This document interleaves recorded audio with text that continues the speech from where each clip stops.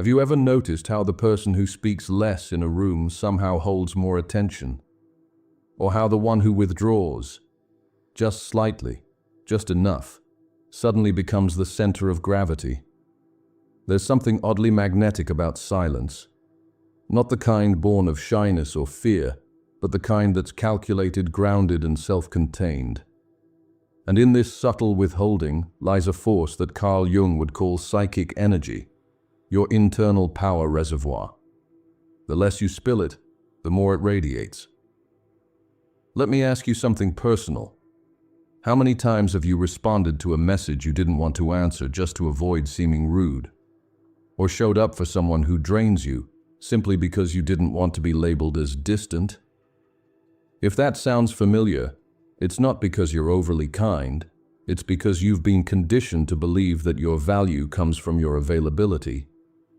But what if that belief is a lie? What if your emotional availability, your constant accessibility, is the very thing that's been weakening your presence? Carl Jung once said, "Everything that irritates us about others can lead us to a better understanding of ourselves." Now think about that for a second. Who do you feel irritated by when they pull back? Who triggers you when they stop replying, when they don't show up the way you expect? That irritation, it's not about them. It's a mirror, a psychological mirror revealing how addicted we are to being needed, acknowledged, affirmed. This is where emotional boundaries meet psychological sovereignty.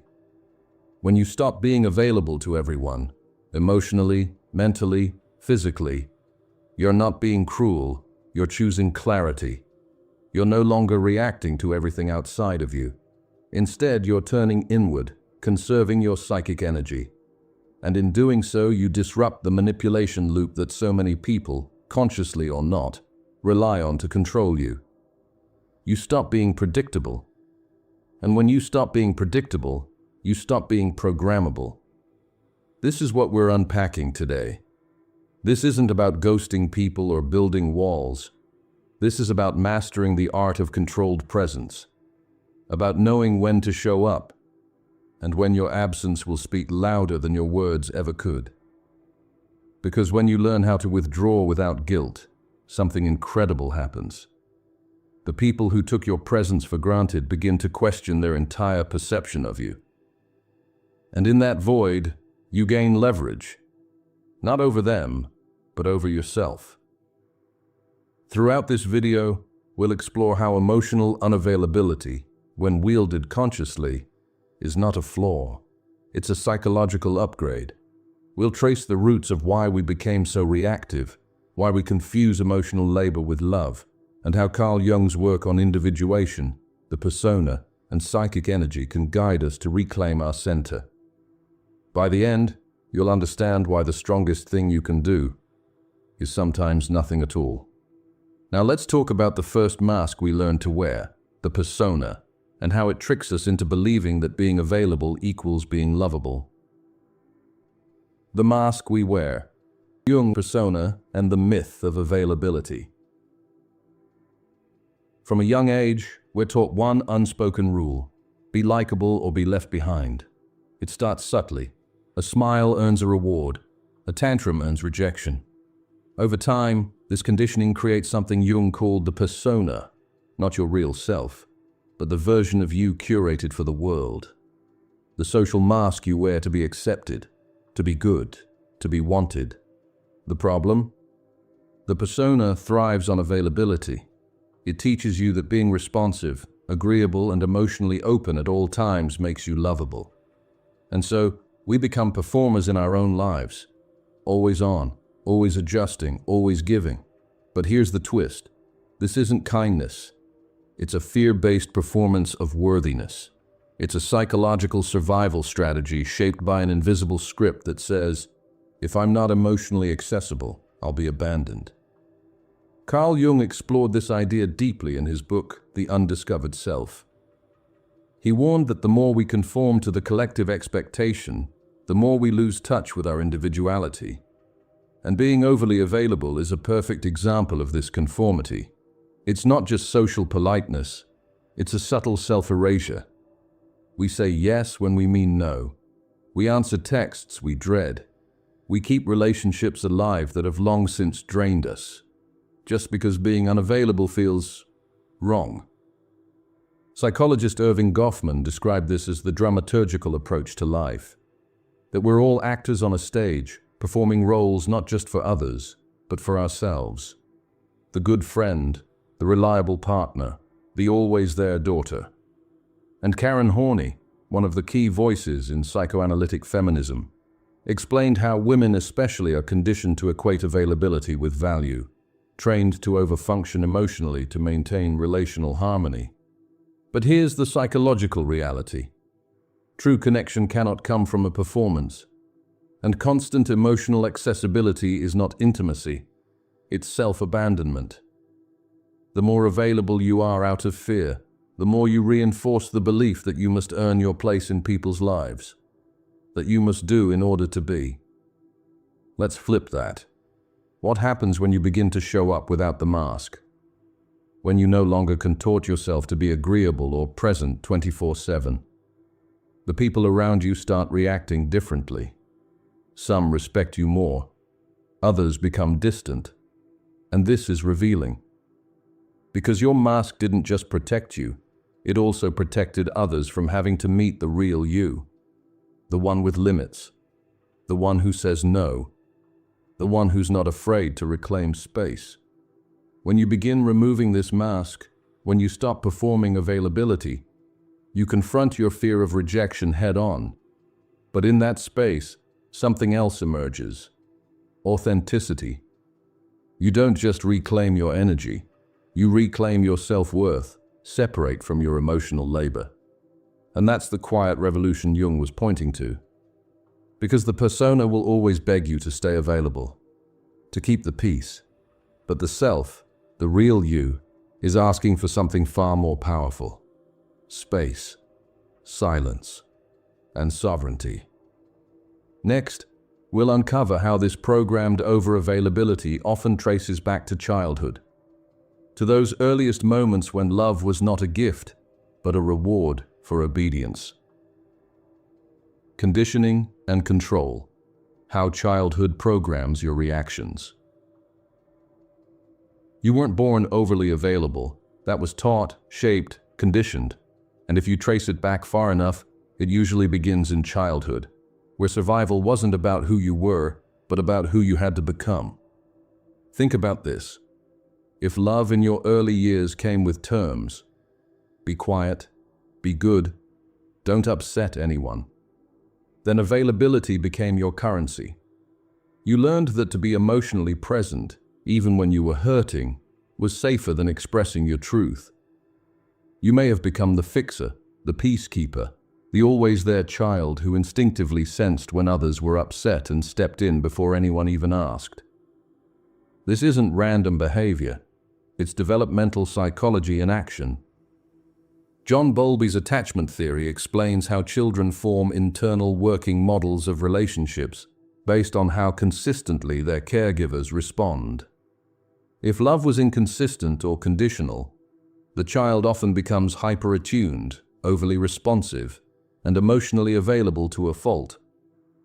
Not out of generosity, but as a form of control. If I'm good enough, available enough, maybe they won't leave. Erik Erikson, the father of psychosocial development, would call this a developmental conflict, the struggle between autonomy and shame, between the need to say no and the fear of being unloved for it. Alice Miller, in her revolutionary book The Drama of the Gifted Child, showed how many high-functioning, emotionally mature individuals are actually children who adapted too quickly to the emotional needs of adults. They were gifted, not because of talent, but because they sensed how to mold themselves to meet others' expectations. That gift, while praised, becomes a prison. One that teaches you to anticipate everyone's emotional needs while ignoring your own. And here's where things get psychologically dangerous. This childhood conditioning doesn't disappear. It evolves. It becomes your default script in relationships. You rush to respond. You tolerate more than you should.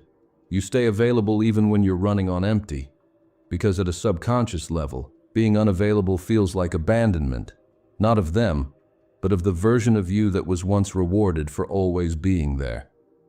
Behavioral psychology supports this.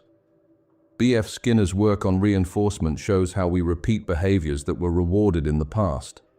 If emotional availability was praised or the only time you felt safe, your nervous system now equates it with survival. But survival is not the same as peace. And this is the shift. When you begin noticing your own reactivity, your urge to answer instantly, to show up despite your exhaustion, to solve everyone's problems, you're not just breaking a habit. You're confronting the child within you who believes love must be earned. And the truth is, it never had to be. Reclaiming your energy starts with noticing when your nervous system confuses obedience with connection. That's when healing begins. When you stop asking, "What do they need from me?" and start asking, "What do I need from me?" Because the cost of chronic availability is not just exhaustion, it's the slow erosion of your identity. And the journey back starts with reclaiming your reactions, with understanding that not every emotional emergency is yours to solve. Up next, we'll explore the hidden economy of psychic energy and how every reaction is a transaction, draining or conserving the most valuable asset you have, your internal power. Psychic energy, Jung's core theory on internal power. There's a reason why, after certain conversations, you feel like you've run a marathon, even if you haven't moved an inch.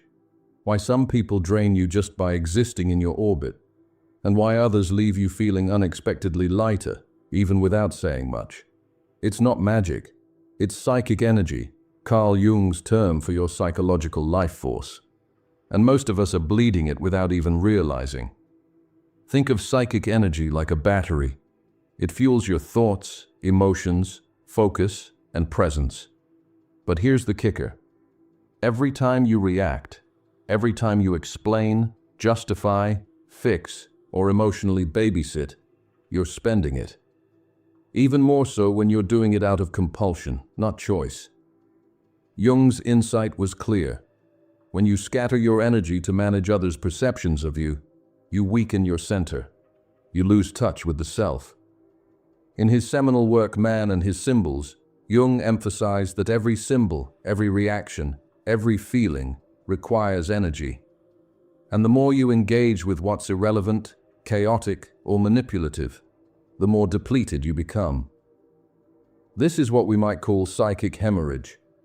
You're leaking energy every time you give your presence without alignment. Neurologically, this is backed by studies in psychophysiology.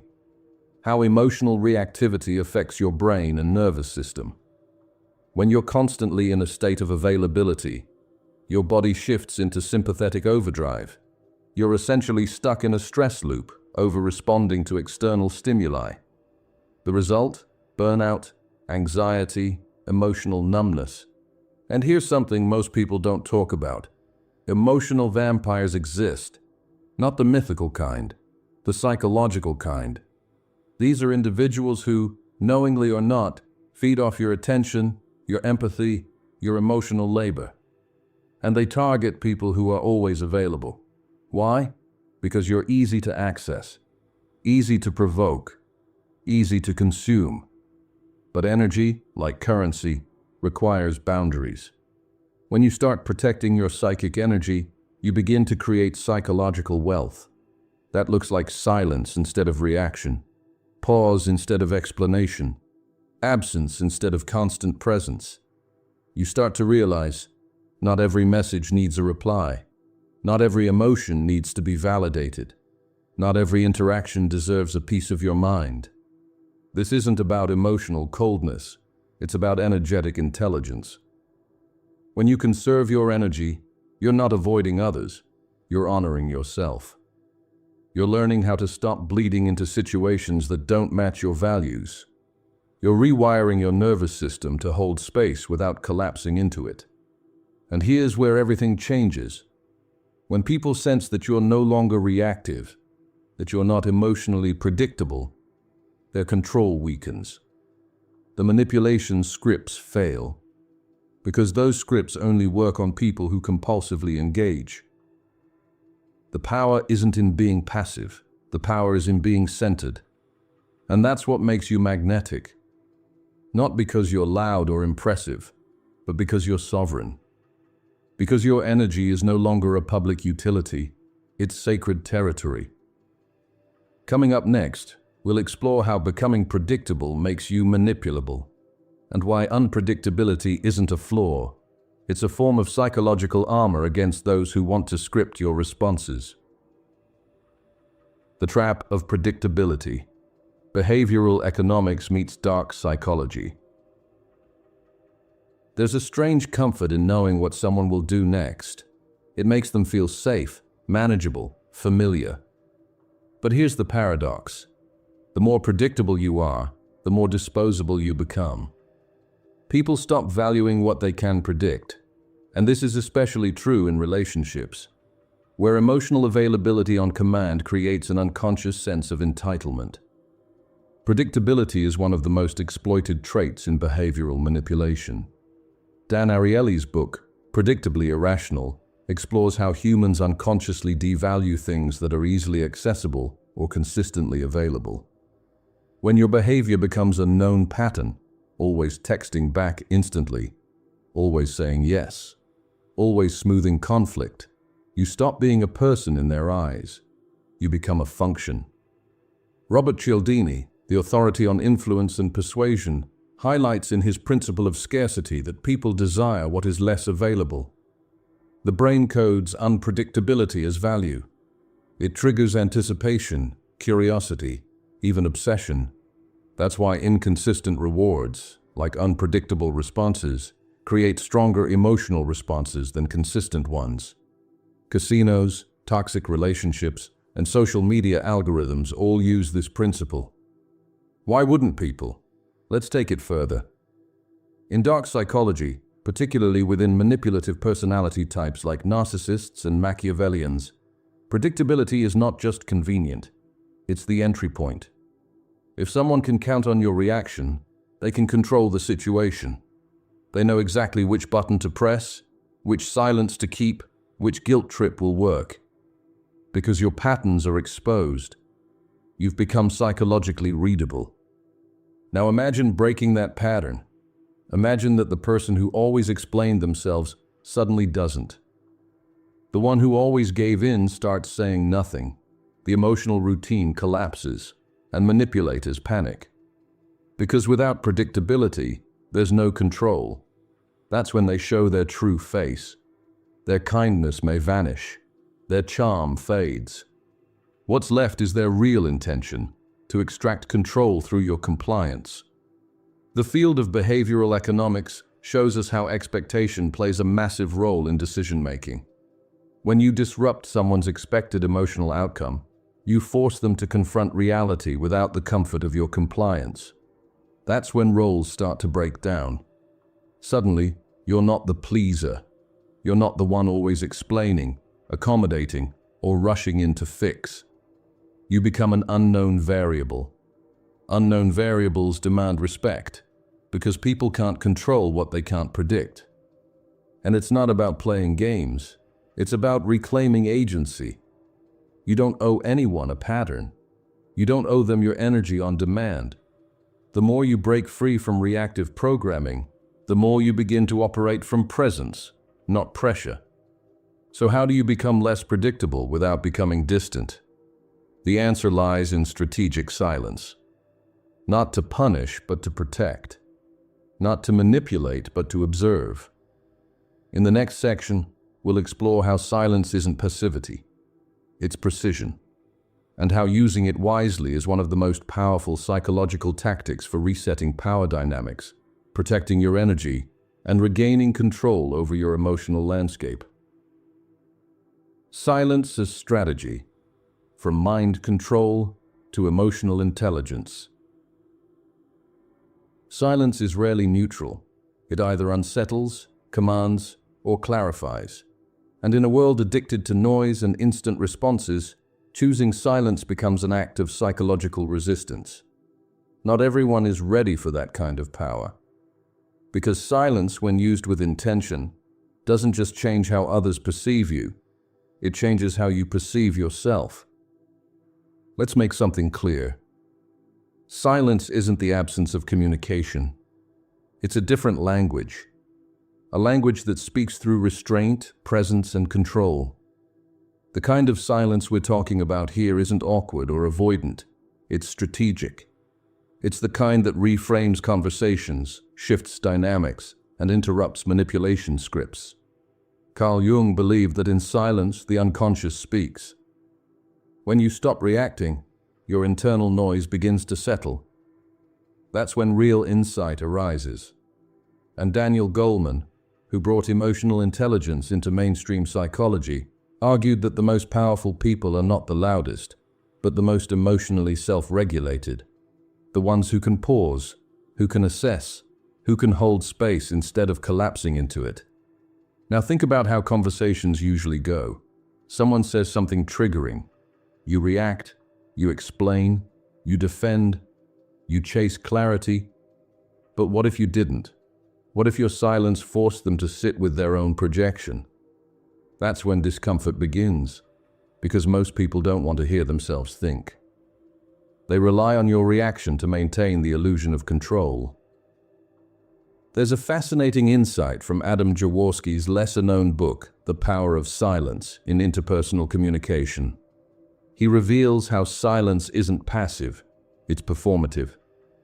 In many cultures, silence is seen as respect, contemplation, or dominance. It creates ambiguity, which forces others to project their own thoughts, fears, or guilt into the void. That's where power lives. Not in what you say, but in what your absence makes others confront. This intersects with techniques used in neuro-linguistic programming, NLP, where pattern interruption is a key tool. When someone expects a reaction and doesn't get it, their mental script breaks. It causes a psychological reset. That's the same effect strategic silence has. It disrupts the loop. It forces recalibration. And on a neurobiological level, silence does something profound. It activates the default mode network of the brain, associated with introspection and self-awareness. When you stop speaking, your mind starts reprocessing. You regain clarity. Your nervous system decompresses. You create space to choose your next move instead of being dragged into automatic responses. Strategic silence isn't about stonewalling. It's about holding your center. It's the ability to say more by saying nothing. Not because you're afraid to speak, but because your words are no longer reactive. They're reserved, earned. Here's what happens when you use silence as a tool. People listen more closely when you finally speak. Your boundaries become unmistakable. You stop being available for energy-draining debates. And slowly your presence starts carrying weight, because it's no longer diluted by constant output. And that's emotional intelligence at its finest. The ability to pause, reflect, and respond without surrendering your energy. Next, we'll explore one of the most misunderstood aspects of psychological growth. Why your withdrawal isn't disconnection, but a sacred return to your authentic self. And how Jung's process of individuation teaches you to transform solitude into strength. Individuation, the sacred isolation. Jung spoke about. There's a moment in your life when the noise around you starts to feel unbearable. Not because it's too loud, but because it's no longer in tune with who you are. That's when you begin to withdraw. Not out of bitterness, not out of fear, but because something inside you is stirring, something is waking up, and that something is your real self. Carl Jung called this process individuation, the journey of becoming who you actually are, not who you were trained to be. It's not a quick fix or a glow-up. It's psychological alchemy. It requires separation, silence, and yes, sacred isolation. Because you can't hear your truth in a room full of competing expectations. You have to step back to see clearly. In The Archetypes and the Collective Unconscious, Jung explains that individuation is about integrating all the fragmented parts of ourselves, the persona, the shadow, the unconscious impulses, into a whole sovereign self. And the first step toward that wholeness is usually withdrawal, not from life, but from the roles that have imprisoned you. This is where people get confused. They see your absence as avoidance, your stillness as weakness, your refusal to engage as coldness. But they don't realize you're not disconnecting from the world. You're reconnecting with yourself. Philosophers like Søren Kierkegaard and Simone de Beauvoir wrote extensively about this existential tension, the difference between being for others and being with yourself. The moment you stop answering every call, every message, every emotional plea, you create a vacuum. And that vacuum isn't emptiness, it's a space of transformation. Spiritual psychology teaches that solitude isn't punishment, it's purification. It peels away the compulsions to please, to perform, to prove. It's where your false self dies and your true self is born. This is where sacred isolation becomes necessary. You stop reacting, you stop performing, you stop justifying. And in that space, something powerful happens. Your intuition sharpens. Your emotional boundaries reinforce themselves. Your psychic energy regenerates. You begin to see who drains you, who confuses you, who distracts you, and who genuinely values your presence without requiring performance. This is where individuation becomes not just psychological, but spiritual. Because choosing to walk alone, even temporarily, is the hardest kind of strength. It means facing your loneliness instead of escaping it. It means meeting the parts of yourself you abandoned to be liked. It means finally asking, who am I when no one needs me? And that's the kind of healing most people never reach, because they're too busy staying emotionally accessible, too afraid to become unavailable. But Jung's truth is this: you cannot become yourself if you never leave the crowd. When you embrace sacred withdrawal, you don't lose connection. You gain clarity. You stop scattering your presence and start owning it.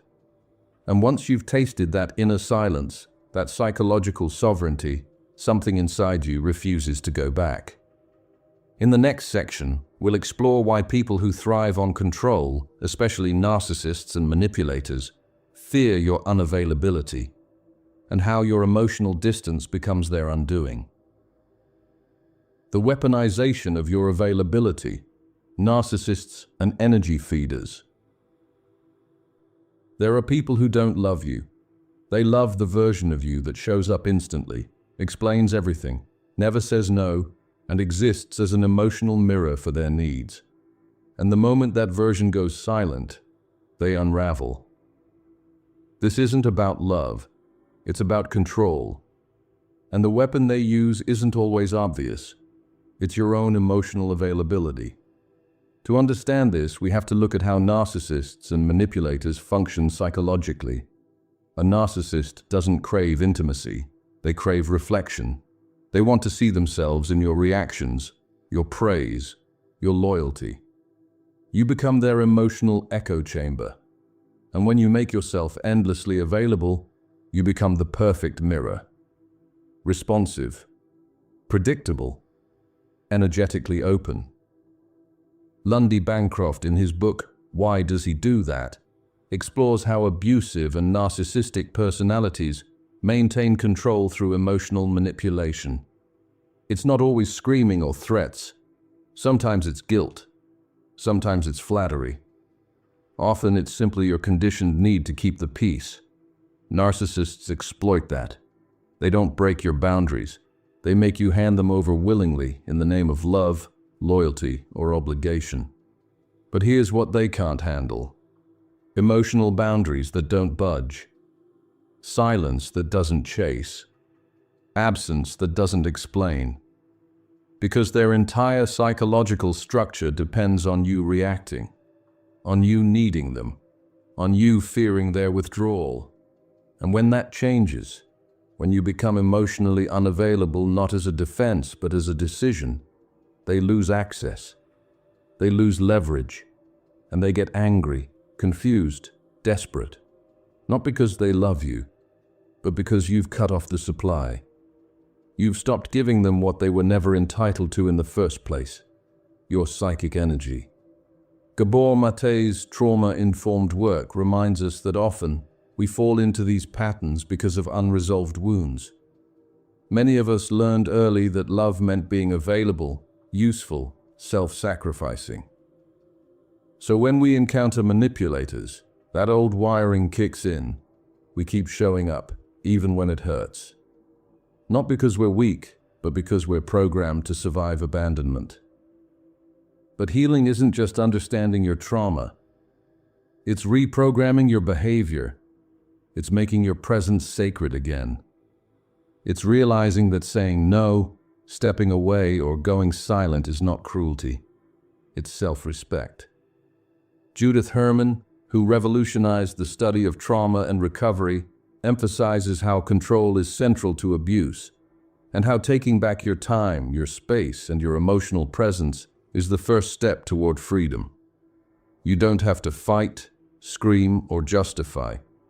You simply stop being available, and the silence will speak louder than anything else.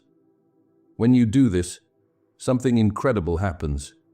You no longer exist as an object in someone else's drama. You become a subject in your own story. And from that place, you can observe instead of absorb.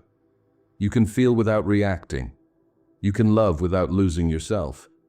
This is how availability transforms from a reflex into a conscious gift, one that only those who truly see you are allowed to receive. In the next section, we'll break down the psychological mirror effect, why your silence triggers projection, and how your refusal to play the old roles dismantles the stories others try to impose on you. Projection and shadow work. Jung's dark mirror. Have you ever noticed how your silence makes some people furious? Not your words, not your actions, just your decision to no longer engage.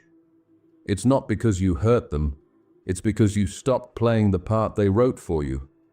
And now they're staring into a mirror they don't want to face. Carl Jung called this phenomenon projection. When someone disowns a part of themselves, anger, insecurity, fear, they unconsciously project it onto someone else. You become the villain in their story not because of who you are, but because of what they refuse to see in themselves. And when you pull back, when you go silent, that story begins to collapse. That's when their shadow shows up. In his teachings, Jung warned that we don't really see others. We see our own unconscious reflected back. And nowhere is that more obvious than when you withdraw from a toxic dynamic. Your unavailability becomes their confrontation. Your refusal to respond forces them to hear their own thoughts. And for those who have built their identity on control, manipulation, or emotional dependence, that silence feels like an attack. Robert A. Johnson, in his powerful book, Owning Your Own Shadow, explains that the parts of ourselves we deny will always find a way to express themselves, usually through others. If someone needs you to always be the nice one, the reliable one, or the soft one, and you suddenly stop performing that role, they don't just feel confused, they feel betrayed. Because your silence isn't just an absence, it's a refusal to participate in their illusion. And this is where your power grows. When you stop reacting to the projections, you stop feeding the false narrative. You begin to see what's real. That some people never saw you, they saw a function. That some relationships weren't built on connection, they were built on control. And now that you're no longer reactive, you become immune to their emotional scripts. Jacques Lacan, the psychoanalyst known for his work on desire and the mirror stage, argued that the self is formed in response to how we're seen. When we shift how we show up, or stop showing up at all, We disrupt not just others' expectations, but our own identity loops. That disruption, though painful, is liberating. Because it means you're no longer living as a projection either. You're reclaiming your own reflection. Shadow work isn't easy. It forces you to look at the parts of yourself you've buried, people-pleasing, guilt, fear of rejection, and ask, why do I still need to be available to everyone?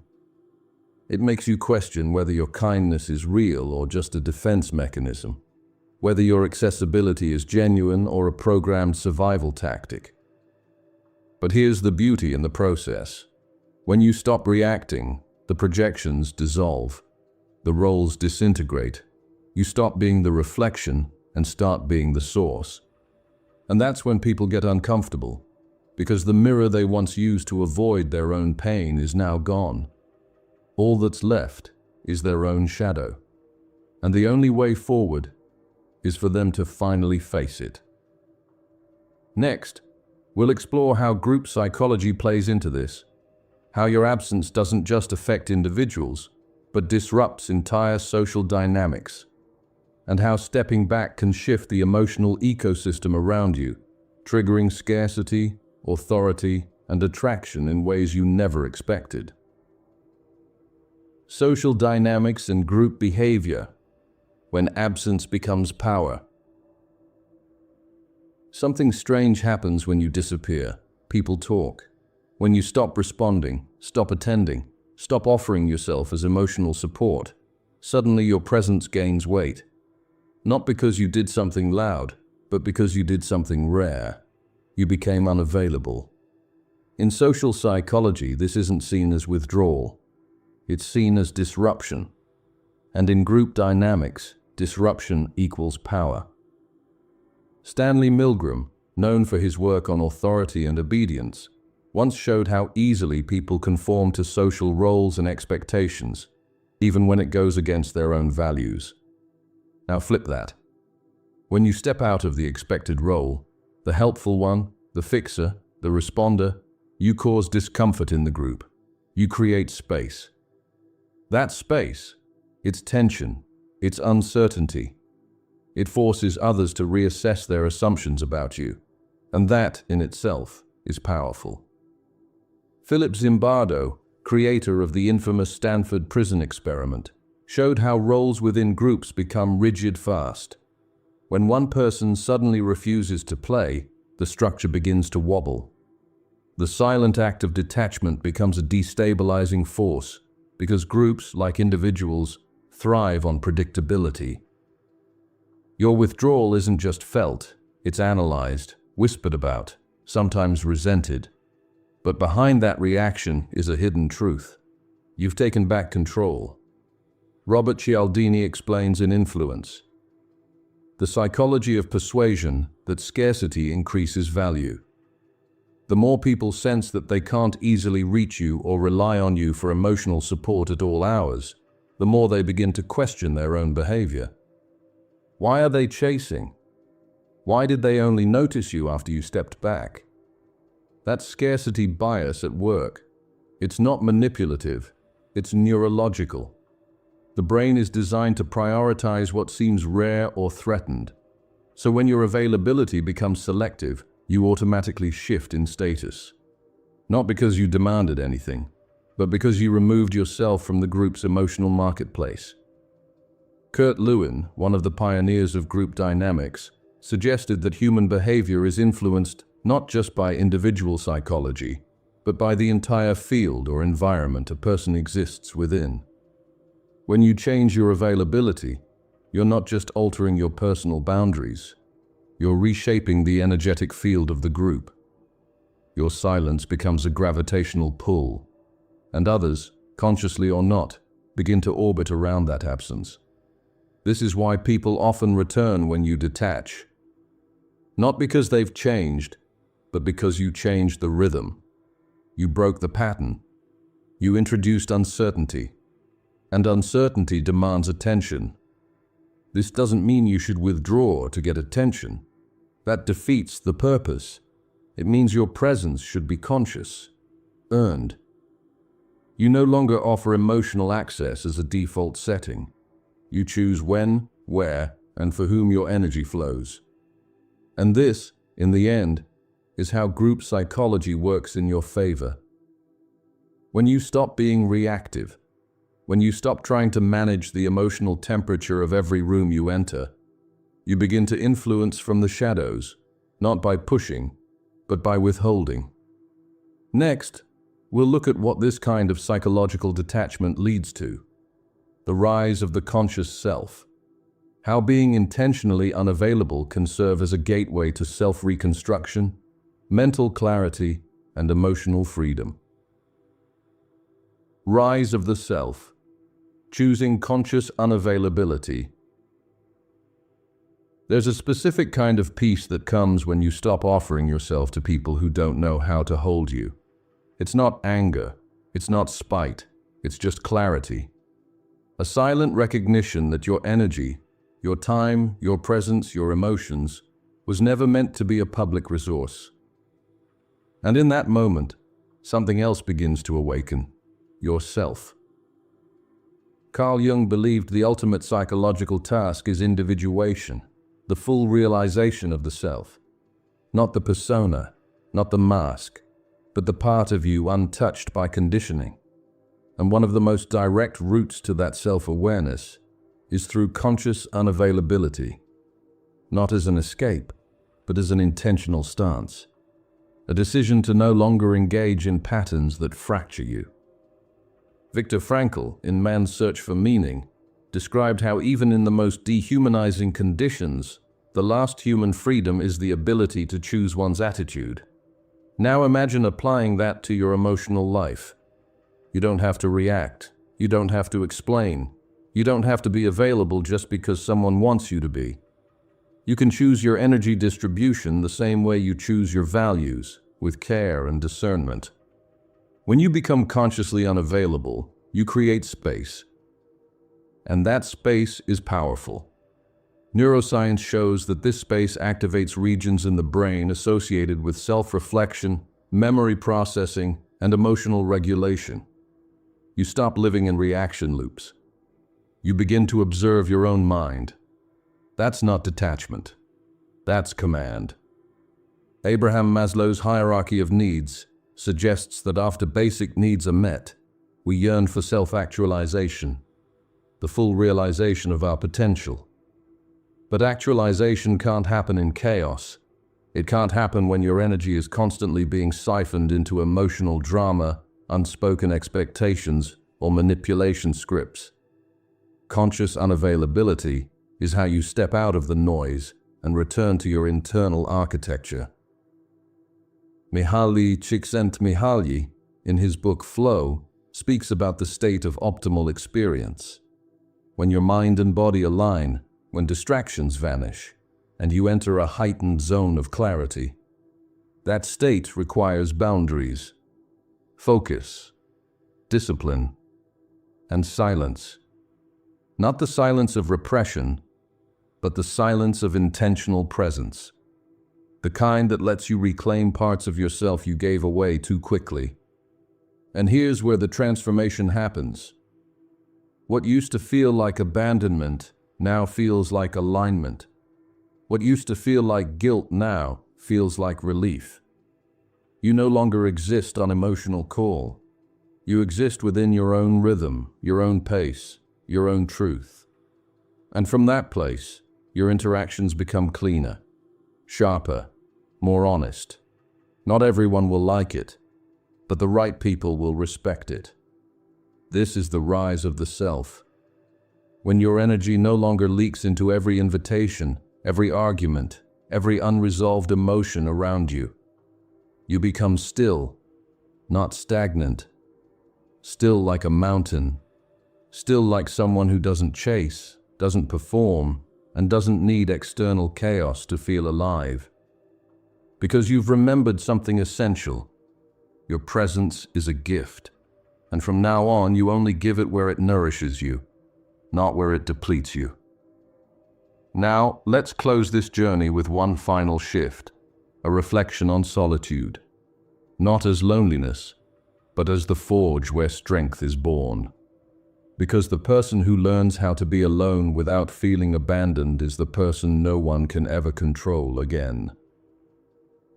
The solitude of the strong. There's a point in your healing where silence no longer feels empty, it feels sacred, where solitude stops being a symptom of isolation and becomes a sanctuary. And in that space, you realize something you were never taught. You don't need to be available to everyone to be whole. You don't need to perform your worth to deserve peace. You just need to be undisturbed, unchased, unafraid of your own stillness. Carl Jung once said, "I am not what happened to me. I am what I choose to become." And that becomes your final frontier. Because everything you've let go of, the automatic replies, the people-pleasing, the self-betrayal disguised as kindness, was never the real you. It was a coping mechanism, a performance built on fear. Fear of being rejected, fear of being misunderstood, fear of being alone. But here's the paradox. Once you learn to stand alone, you stop fearing it. Once you feel the clarity that comes from withdrawing your emotional labor, you start seeing how much of your identity was built on exhaustion. You were overextending, over-justifying, over-responding, not because you wanted to, but because it felt safer than silence.